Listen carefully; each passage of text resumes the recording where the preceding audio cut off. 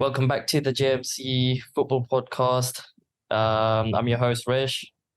We have Bav, Nish, and Mitt. Are you guys saying good? Good, man. Yeah, good. I'm okay. Could be better. Of course, United fan. Why, is it because of Man City won the treble? No, just because of how India performed today. They pissed me off. But, couldn't give a shit about City. So how do you feel about that? About City winning treble, and you're no longer the only team to win treble in the Premier League? I feel like it was coming at some point. Someone was bound to achieve the treble. I think with the way City have done it, they probably had a lot less of a roller coaster than we did. But I've come to accept it. I think a few weeks back when they got to the final of the Champions League, I was kind of mentally ready for them to lift the treble. I think in the final itself, they to perform very well, but it's one of those, isn't it? I think when your name's on the trophy, Lukaku turned up. Lukaku, yeah, exactly, in the wrong way. He was definitely playing for United yesterday. There's a reason why you got rid of him, and why Chelsea want to get rid of him. I can't believe he's still a Chelsea player. Can we say Lukaku's the biggest flop at Chelsea? Still, if we were doing our Cottrell from last week, can I still say Lukaku? That guy doesn't have a clutch gene in him at all. Yeah, I can't believe he actually blocked the first shot, and then he missed an open goal. The ironic thing is, Jack probably would have scored those chances had he not gone off. It's just one of those, isn't it? Sky Sports just gave him I don't know how Sky Sports gave him a 4 out of 10 as a rating. Like, what else did he do apart from cost them the game? That literally could have been his redemption. Like literally, the stage was set for him to come on and either get the equalizer or the winner. And what does he do? He misses 2 golden chances. What? He's the reverse Drogba. Like Drogba would score in finals, whereas this guy, he scored an own goal in a final and he prevented 2 goals. The worst bit is he'll still hype up saying, "Yeah, I'm a good player. It was just one bad game." I think Meg the Stallion was stuck in his mind. She unfollowed him. Embarrassment of a footballer. I still don't understand what all the scouts and all the people who actually look at these talented footballers actually go out there and say, yeah, it's worth 75 million, it's worth 110 million, because it's happened to United, happened to Chelsea. What the fuck do they see in it? When you look at Lukaku, he has the physique, the ability, not like first touch or shooting, but when you look at him, you think, okay, this guy could be a good striker. He does remind you of like a Drogba, so that's what they see. But once they watch him play, it's a different story. He bangs in goals, but when it's time for you to step up, he just doesn't do it. Like literally, I don't think I've ever seen him come up with like a clutch, winning goal or anything, and that's just not him. It's not that guy. I think Zlatan described it quite well a few years back when they were both training at United. He said, you always seem to have a heavy first touch. I'll pay you £50 the first time you have a good first touch. You never end up paying him because that's how bad his first touch was. He always sandbags it. Yeah, he's the guy that if you're 2-0 up, he'll end up scoring 2 or 3. But when it's like 0-0, he'll struggle to even get in the game and miss like 2 or 3 golden chances. Like yesterday, I think it was in the 90th minute, he took a shot from the edge of the box. He didn't even go near the goal. It literally went to the corner flag. He's just clueless. I don't know what goes through his head when he plays football. Like, yeah, he's just dumb. A headless chicken. Well, he's not even a chicken, I would say. Yeah, he's just a clueless guy running around. I feel like a chicken's got a higher IQ than him. Can't even describe anything. How to describe what he is like on a football field. He's just a boulder, man. He's just a rock that you just see standing there. Yeah, Giroud is probably more clutch than him. Yeah, it's a shame that Jacko got injured at the wrong time, because he would have buried at least one of those those chances that Lukaku got. Xhaka? Jekko. No, Jekko. Jekko. Jekko. Okay. I was gonna say, I was like, why is he saying Jacko? Did I say Jekko? Yeah. Oh, fucking hell, I meant Jekko. Well, guys, today we're going to be talking about transfers, like come up with which positions that you think your team needs, and any players that you have in mind. So that is basically the general of the topic today. If you guys are new to the channel, please subscribe, give us a thumbs up for the video, show us some love, and make sure you smash that notification bell. So guys, let's start. We'll talk about which way do we go. Liverpool. What signings do you want to see? What signings do you think you're going to make? And what positions? Well, the signings I'd want to make, I don't know if I need to go into that type of deal because we're quite active in the market currently. And if I just go through the positions, I don't think we need to change our goalkeeper. I think we've got the best goalkeeper in the league just in general, not form-wise, but yeah, in general, I wouldn't want to change Alisson. So we'll keep that the same. Defense-wise, even that, I wouldn't change anything there. I feel like you've got, even though Trent's weak, Even Trent. yeah, I'd keep Trent in my right back. You go into midfield, we can, like we proved in the last 10 games, we can deal with it. He's done it for the past 3-4 seasons. Just based on that, I wouldn't want to get rid of him, get him out of the team, or stick him in midfield. You just I need to think- hide his weakness like you've done for the last 3 years, where Fabinho or someone can tuck in when he goes forward. Yeah, that's as long as you do that, because his quality is like too good. Yeah, so if you can, hide cover the weakness or give him backup, it's fine. So, and then if you look at our centre backs, you got Van Dijk and Konate. Konate is 22 still, so, and you got Van Dijk, so there's nothing I'd change there. And your left back's Robertson. I don't think I could name another left back, well, just in the past 3-4 years, who's been better than him. So I'll just keep that the same. Midfield, I'll totally change, but that's where we are active in the market. So I'll go rid of your Henderson. So I'll go into our forward line. Our forward line's fine. I think we've got good cover there. You've got Diaz, you've got Salah and Jota, who've proven themselves in the Premier League already. That would be my ideal front three. And if Darwin can learn to shoot, like not instead of being like a Lukaku, then that's another good backup there as well. And then I'm sure there's someone else that we could put a youngster to replace what Firmino had, because we have been linked with Chiesa recently, but we won't be going for him just because, unless the price is right from what I know. The only reason I wouldn't want Chiesa is just because of he's too injury prone. I don't think it's someone I can rely on, and especially in the Premier League where it's much more intense than where he plays in the Italian league. I think he would just be injured all season, basically. You also have Gakpo as well. Oh, yeah, and Gakpo as well. So I think we are covered there. I don't think we need to do anything to our forward line. But yeah, our midfield is where I want to change it. So we have got McAllister for 35 million. So before I didn't want McAllister because I thought we were going to pay like 55 million for him. But if you get him for 35 million, I think that's pretty decent. He's proven in the Premier League. He plays in Brighton, who are playing similar football to what we would normally play. So I think that's a good fit. And he's proven goal scorer in midfield, which is something we lack recently. Well, we've always lacked. We've never had a midfielder that can always contribute goals. We've always had to rely on our front three. So hopefully McAllister can change that because he does have a shot on him as well. And I'll just go through who we have been linked with recently. So we've been linked with Kone and Thuram, who look very similar to each other. Well, when I've watched them play, they both look really good. Even though in the French league, when I watch them play is just so good. So when I was looking at Kone, like he can dribble and he can draw fouls as well. So he's got good quick feet with him. And what he can do is that he can actually tackle. He's got that presence in midfield and he's quite strong as well. So I feel like if he does in the first few games of the league, and you can see that I think players will get intimidated by him, and then they won't be trying to like dribble past him. They'd always look to pass sideways, and it might cause negative, mentality within the other team, which I think would be good. And he's a proven person that can win the ball upfield. And I think that's what we lacked last season. Well, none of our midfielders could close anyone down and get the ball where we could then counter press and then score a goal quickly.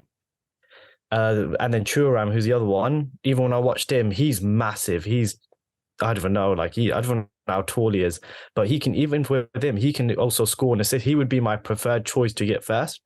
So he can create chances. He can dribble as well. The only thing that I question about him is maybe his first touch. It's not the best first touch that I've seen.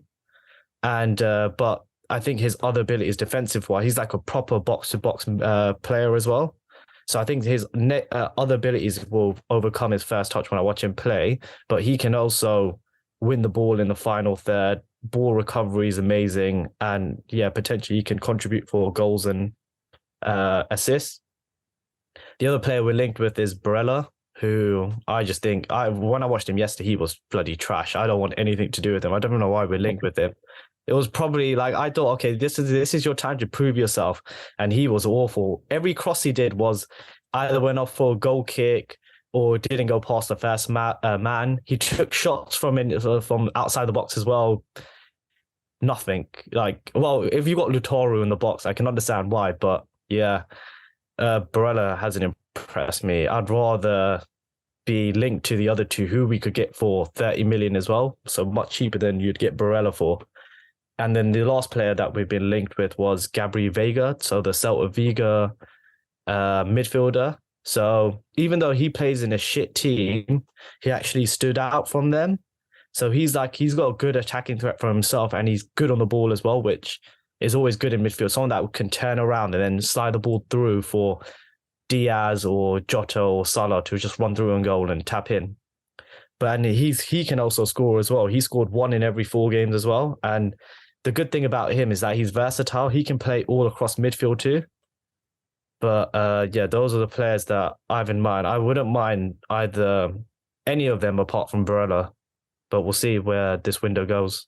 It's good when you're active in the market and you can always look at the news every day and there's something new popping up. I think Thuram and Konya are built for the Premier League just because of the physicality and their size. Like they're just ready made for the Premier League.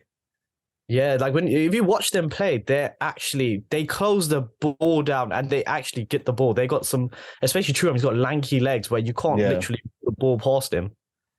They remind me of Klopp type of players as well, because they got an engine on them and so they'll literally riot you up and down the field, home and away. So I can see why Liverpool's linked to these players. But are you guys? I'm going to ask the opposite side of the panel now. Are you guys scared if Liverpool were to get at least 75% of those players? I would be, because Klopp type of players always give you a hard time. The way like Klopp plays and the way he wants his players to play is like they can run for days and run you ragged.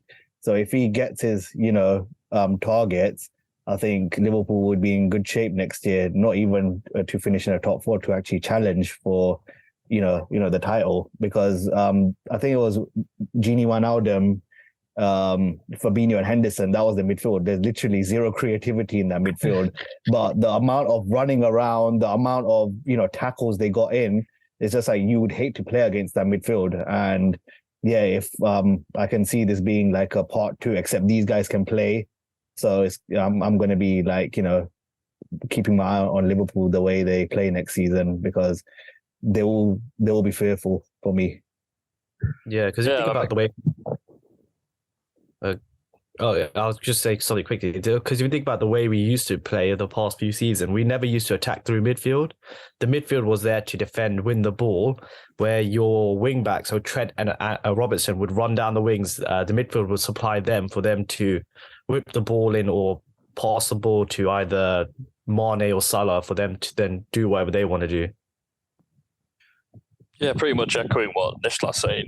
I think Klopp's going back to basics. He's going back to his first team that he had with Liverpool, the team that would press and harry you and go back to the gegenpressing, back to the heavy metal football that he was once known for. I think he tried to change the style a little bit the last couple of years, with people like Thiago coming in and going a different direction. But I feel like he's decided, you know what, I'm going to go back to what works for me. I'm going to go to that style of football. And these are the kind of players he's getting back in.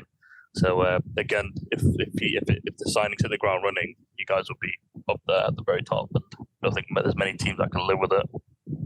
Does McAllister fit that mold? Because I see him as more of a he's not that traditional powerhouse type of player. He's more of a like he does have the engine and but he's got also a bit technical. He's got technical abilities.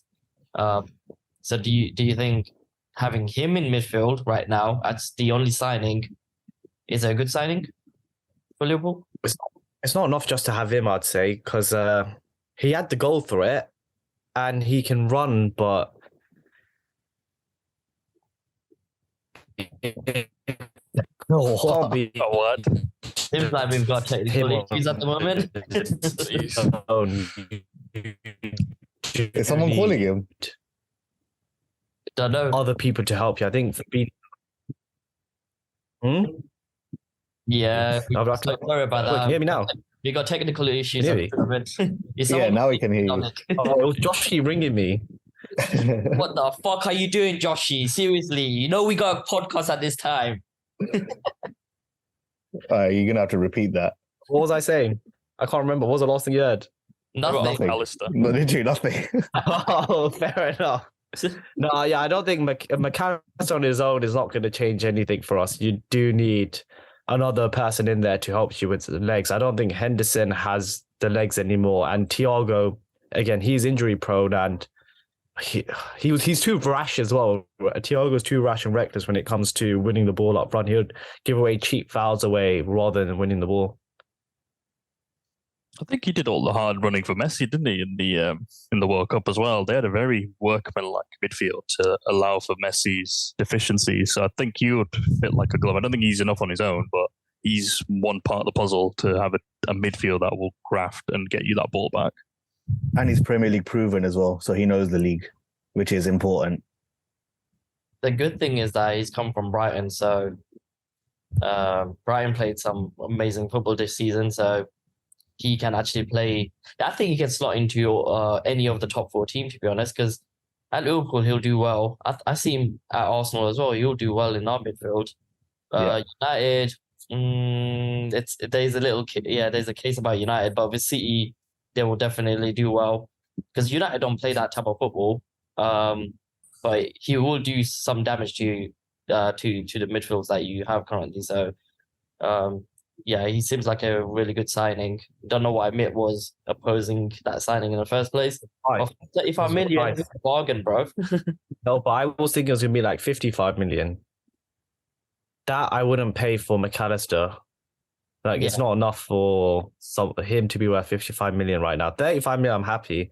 I think if we get all of our signings for 30 million around that price, I think that's all good with me because that's quite cheap in the market. We could get 4 good midfielders for what we would pay for what Bellingham would be. He would have been ideal player to have if we were going to get additional people. But I don't think we should have put all of our effort into one player. So it's sad that we missed out on Bellingham, but I'd rather go for the multiple players option. So in terms for the of price, I would add more point. For the price, I think he's going to be a good signing, but I'm a bit wary of Brighton players. Look at Basuma and all the hype from him last year. Look at Mope. There's some players that have left Brighton that haven't hit the ground running that you'd expect them to. So that's my only doubt in my mind. But I think he'd be one part of the puzzle for Liverpool. Do you think, to that comment, Bav, do you think Trossard's hit the ground running, or do you think he's been stagnating? Well, he's been a great signing for you guys because of the amount you paid for him, but some of the bigger money signings that Brighton have let go of, they've had a bit of a question mark. You didn't get him for that much. It was like 25 million? Yeah, 25. Yeah. It wasn't a big money move. So you've got a value. I think he got the most assists since he came in, right? Yeah. He did sick. He did better than that 100 million Mudryk across the city. Exactly, a lot better value. So I think when Brighton players leave for a lot of money, that's where I'm a bit worried. I think the ones that go for good value, because they're good value anyway, so you can't really go wrong with them. Yeah, you don't have the expectation. They don't have the pressure on them that they have to hit the ground running. So in terms of priorities, Mitt, prioritize the position, the players that you've listed. Like, who do you really want to the least that you don't want? I know we know Barella's at the bottom, but who do you really want? Thuram would be my top. Kone, I don't think we'll get. I think if in Liverpool's head, he was on their shortlist, but he was never the top choice. So if we don't get like Thuram or someone, then I think we'd go in for Kone. And Gabri Veiga, I think, is too young for me to want in the team. I think there's potential there, but I don't think we need to buy a player who's going to develop in the next 3-4 years. We need someone now. So I'd put him lower down the list as well. And Chiesa, I don't think we need at all. So the only ones I would want currently are Thuram or Kone. And then potentially we might be going for another midfielder. I don't know who, but we'll see when the news comes out and then we can discuss it then. You need backups too in your team. And we have got backups already. But we've already got the shitness of Bobby. Curtis Jones stepped up towards the end of the season, so hopefully there's something there. And we've already got the youth who, like Fabio Carvalho, who we might loan out. So I hope he does go out because he does need the experience. He needs to get bigger. I don't think he's strong enough for the Premier League right now. I heard you were linked with Pavard as well for right back. Yeah, So I he don't could be a think backup to Trent. for me that doesn't concern me because I don't even think we need him. Like we don't have a right back coverage right now, so I think it's just for if Trent gets injured. Yeah, that's what I'm saying. But, I think he would be a decent backup, like if Trent's not playing or if you want to rotate with Trent. Yeah. But yeah, I don't think that would change anything right now because that's not like a big impact signing for me. So let's move on to United next. So same questions imply to you, but like what do you want from your team like this summer? I know one of the biggest transfers you want is change of ownership. So depending on that, you could basically end up getting. Yeah, I think United's transfers this season is going to be all over the place because you've got that massive takeover thing happening, and once that is not resolved, you actually don't know where you're going, or you can't set the plan in motion effectively. That's it. I think the fact that it's still a cloud over the club sort of casts a lot of doubt into who they're going to sign. You know, who's in charge of signings. There's a lot of grey area with the board right now and what they're going to be doing. If I have to give you my list, it'd be as long as the bloody sun because we need a lot of surgery on this team. Even though they got third, but it was down to Liverpool and Chelsea's, I guess, having a poor season that they got to that point. So I don't think we're going to see a conclusion to this takeover for a while. So the club can't really afford to sit on their toes. They have to get active. Look at Liverpool; they're doing business early. City, I think they're not going to be long before they start making a few signings. Same for you guys. So they can't stand still. They need to get working on these targets. So we'll see how that goes. In terms of who I'd buy, though, I think the goalie screams out as needing a major upgrade. Yeah, we saw it in the cup final. Yeah, but he won he kept the most clean sheets. That's it. That is. I praise the defense for that. They kept those many clean sheets in spite of De Gea, not because of him. Because the amount of you think of Lukaku, he prevents goals. This guy just lets them in. He's just there like Lukaku. Yeah, by Lukaku, put him goal. Yeah, by Lukaku, put him a goal. You get De Gea. That's what you got. No technique on the ball. Got absolutely no composure. You see the similarities, and it probably speaks volumes about United's policy that they've not been looking at the right kind of players over the last few years. You know, De Gea has been there for a while, but I would upgrade him. The player I've got in mind is that Porto goalkeeper, Diogo Costa. I think he's been rumoured to be available for 65 million. I think that's what you need to pay now for a top goalie. Look at what Liverpool pay for Alisson. It was north of 60 million for him. So if you want your next goalkeeper for the next 5-10 years, that's what you need to do. And his distribution is probably one of the best in that league. So he's the upgrade that I would look at for a goalkeeper. David Raya has been linked, but I think he's close to joining Spurs, if I'm not mistaken. He'd be another on my list. Yeah, but he will definitely come to United if you guys went in there. So Well, I think it speaks about the board and the state of flux that they're not gone after anyone at the minute. So I don't even know if they're looking for a goalkeeper because apparently De Gea is getting a new deal. which I don't know what he's done to deserve that, but He, Uh, he has 10 years of service. he has Yes, yes, sir. he has been amazing for you guys over the years though, because the player of the season, he's won it at least like 3 or 4 times for you guys. yeah, I think he was a good goalkeeper a few years back in terms of his shot stopping was always, on point at that point in time. But even that's become a weakness now. Some of the goals he lets in, you'd expect the Gea of like between 2014 to 17 to save. Since that World Cup in I think it was Russia, he's just been an absolute liability for the team. So he's just never been that guy anymore. He's just letting in so many easy goals. And I know we've been linked with Pickford, but I would have no hope for next season if we've got Pickford. He's like Lukaku without any legs. It's just no point. He's worse than De Gea. He's worse than De Gea. He makes more mistakes than him, so I don't see the logic in that. I think it's just silly season with that one. But if we do end up with him, I have no hope for getting top 4. It'll be done.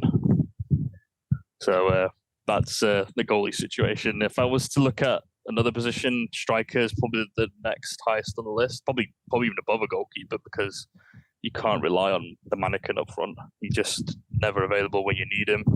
He's just an absolute anonymous player. So he's just not someone you can rely on to be fit for the season. So they definitely need a striker. The dream would be Harry Kane, but I don't think he'll come. I think he's going to probably stay with Spurs. I think he will come. I don't think so anymore. The Why latest news is What? Not gonna Why is he staying there with no trophy? What the hell? I think it's the price that they put on him. Like Daniel Levy wants like extortion amount of him. So yeah, You I don't can't think blame him for that. you can't. I think the price isn't one obstacle. And I think Kane, if he's going to go, he's going to want to go somewhere with a guarantee of trophies. Is he guaranteed at United over Spurs? Maybe like a Carling Cup, but does he want that? I think he wants the Premier League. I think he He's wants the hoping for Champions League. There's only 2 places he can go. There's Real Madrid. There's probably the best hope, or maybe Bayern if they're after a striker. Yeah, Bayern have been linked to them. So I don't see Kane happening, to be honest. And in terms of other options, is that Marcus Thuram, who's I think from Mönchengladbach, who's available on a free. I don't know why there's not a lot of stories around him, but I think he'd be a great striker. So to have it, someone who can. you could have the brothers in the Premier League. The brothers of destruction. Playing at Liverpool United. What happened to Mason Mount? Were you guys linked with him or agreed terms or whatnot? Yeah, I'm going to get onto him. He's going to be lowered the next down. He's not 1-on-1, but he's probably a player that United are going to get. The only one. Stories. What, The only what one about, out what about- there. what about that guy that scored a hat trick for Portugal in the World Cup? What about him? No, that Guedes. I think he's probably too unproven for United, to be honest. But then again, a lot of the other players we're linked to are probably unproven. We're looking at Højlund from, I can't remember which team it was, from the Bundesliga as well. He's another option as well, 40 million. So definitely, a striker's probably the most important need for United. Obviously, we spoke about midfield, so I know Caicedo is on everyone's shopping list. I think United should 100% be in for him. Someone who can sit a long time alongside Casemiro, give us that composure on the ball, even act as backup for him. I think he'd be a terrific signing for a lot of people. And the next one is Mason Mount as well. I can see why we're linked with him. I know Ten Hag wants another number 8 to be alongside Casemiro because you want someone who can press. I don't think Eriksen offers that. I think he's good on the ball, but he doesn't offer the pressure that I think he wants from his second in the deep lying playmaker. So I can see that's why he wants Mount. Would he be my first choice? Probably not. I'd probably go back in for De Jong, but I don't think he's going anywhere. Yeah, I know that's probably the route that Ten Hag wanted to go down last year. I think he wanted Frankie De Jong as the person to start to play. I think he's had to rip that up and try a new sort of tactical formation. And that leads me on to the last position I think we should strengthen, which is at centre-back. I think having someone alongside Martinez who can progress the ball would be quite important because we don't have anyone at centre mid who could probably do that. So having someone like Kim Jin-May from Napoli would be a good signing. I know he's got a release clause that's apparently due for the first 2 weeks of July. I don't know how that works, but that's the rumours going around. and he's got some of the best passing stats for centre backs in Serie A. So I've seen him linked, and I can see that making logical sense for United. So they're the positions I would look at. If you guys are going to Napoli, there's only one player you should be getting from there.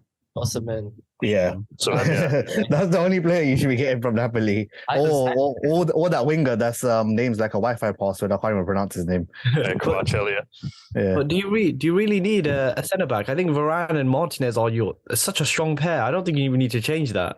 Yeah. So it's my last on the list. Oh, but if we're going to strengthen that, that's another area I would look at just for a bit more depth. Because you've seen after Varane and Martinez, you go down to Lindelof and Maguire.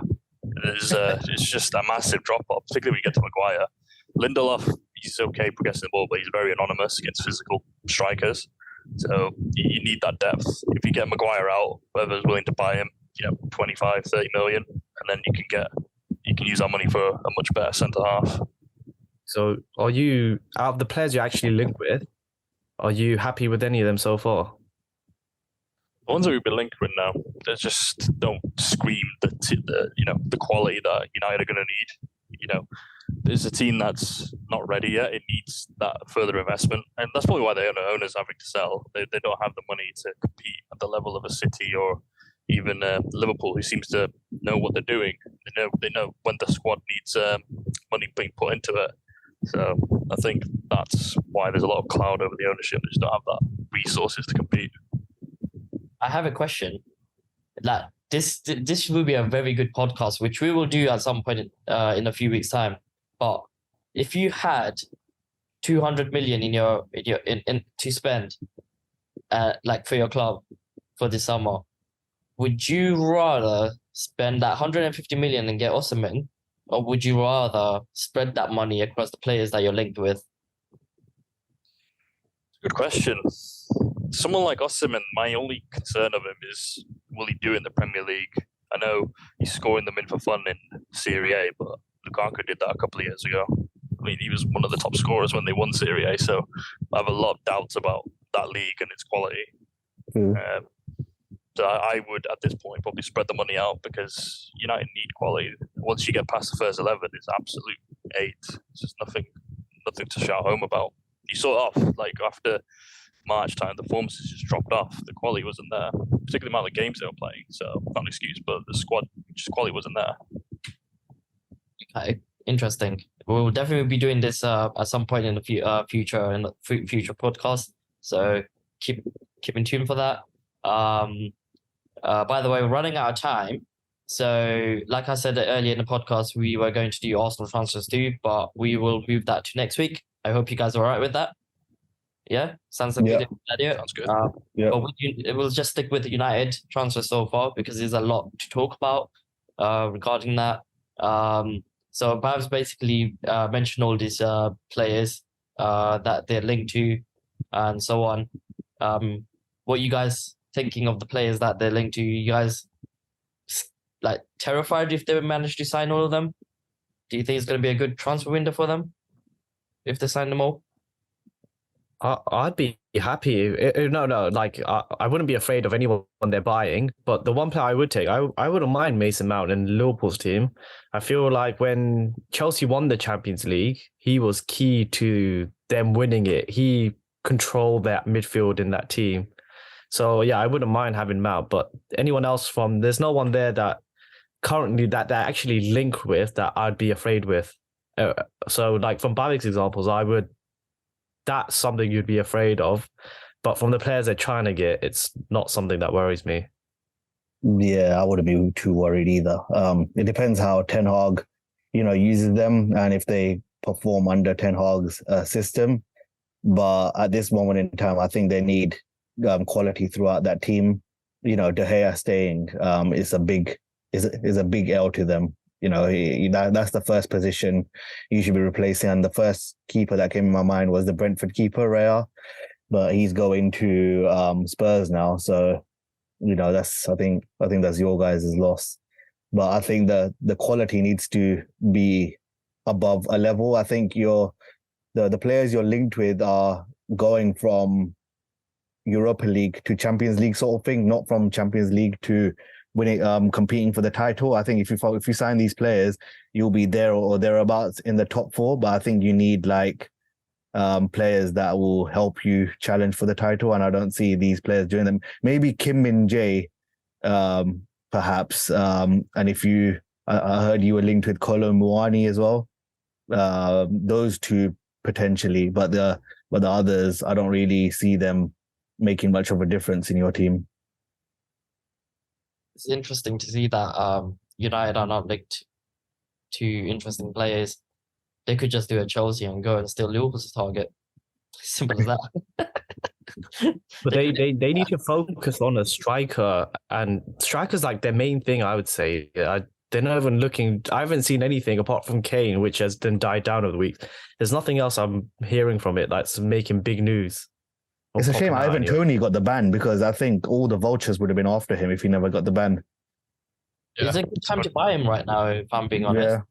Like, it will be cheap. Even though he's banned for until end of this year.